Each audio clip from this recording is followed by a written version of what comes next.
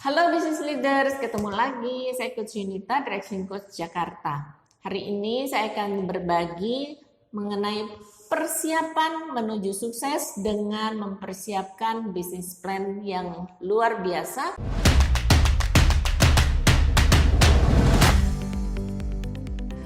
Dalam mempersiapkan bisnis plan, tentunya ada hal-hal yang perlu disiapkan untuk membuatnya dengan baik dan benar.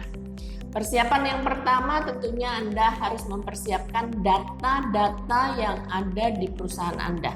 Data yang ada di perusahaan Anda, data keuangan, data kapasitas produksi dan kualitas produksi yang sudah dicapai, bisa 3 tahun terakhir, bisa juga setahun terakhir kalau company-nya baru atau apapun, ya, data. Nah, kemudian data untuk keuangan misalnya. Data keuangan, berapa omset yang Anda capai dari tahun ke tahun. Berapa peningkatan omset dari tahun ke tahun, ya. 1, tentang keuangan. 2, tentang keuangan adalah berapa profit yang Anda capai dari tahun ke tahun, persentasi profit, ya. Nah, kemudian yang ketiga dari keuangan adalah tentang cash. Apakah Anda selalu punya cash sesuai dengan pertumbuhan perusahaan Anda? Bagaimana Anda memanage bisnis hingga profitnya bisa menjadi cash?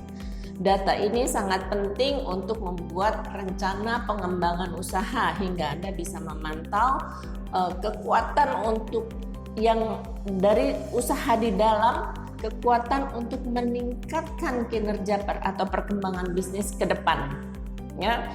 Itu dari sisi keuangan. Tadi dari sisi kapasitas produksi. Yang ketiga dari sisi orang-orangnya atau tim Anda atau human resources-nya, udah cukup atau belum, ada kekurangan di area mana, perlu development apa, dan selanjutnya, ya. Jadi itu data dari dalam, ya. Kemudian data dari luar. Data dari luar adalah, pertama Anda harus lihat di market berapa besar pasar untuk bisnis Anda.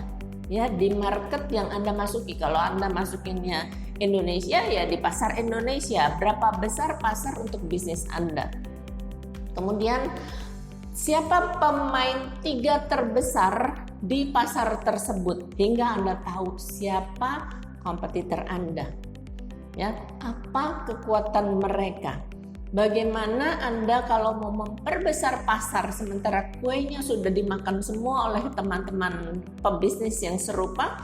Kuenya siapa yang mau Anda makan dan bagaimana Anda bisa memperbesarnya dengan ngambil posisinya dia? Ya, jadi ini bicara market share.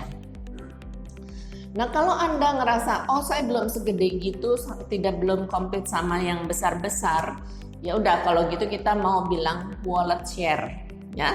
Berapa wallet share yang mau saya ambil dari pasar itu, dari existing klien saya dan berapa dari klien baru saya, ya.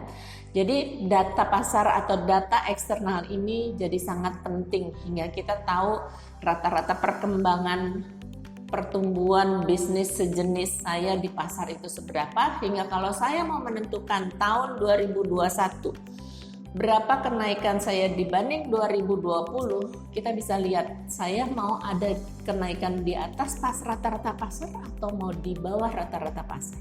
Kalau kita mau tumbuh dan mau menjadi pemenang di pasar, kita harus tumbuh di atas rata-rata pasar. Oke, nah sampai sini jadi data ini kita compile, ya. Nah, data yang udah kita compile ini kita tentukan menjadi target di setahun, target tahun 2021 misalnya, ya. Target penjualan, target profit, target cash yang mau dicapai. Untuk mencapai itu, berapa kapasitas produksi yang harus ditingkatkan?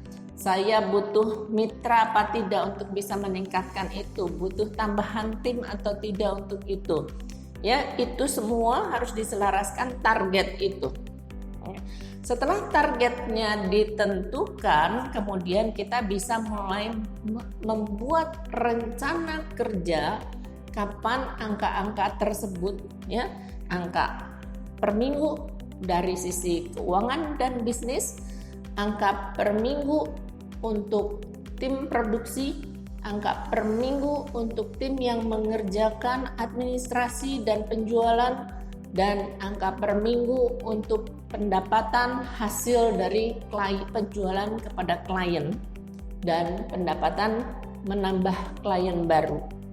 Ya, jadi hasil ini benar-benar kita bisa monitor dan diselaraskan antara target yang satu dengan target yang lain, termasuk target untuk investasi di marketing tentunya. Ya, jadi kita nggak bisa bilang bahwa wah marketingnya harus lebih banyak. Kita harus lihat marketing itu harus dites dan ukur.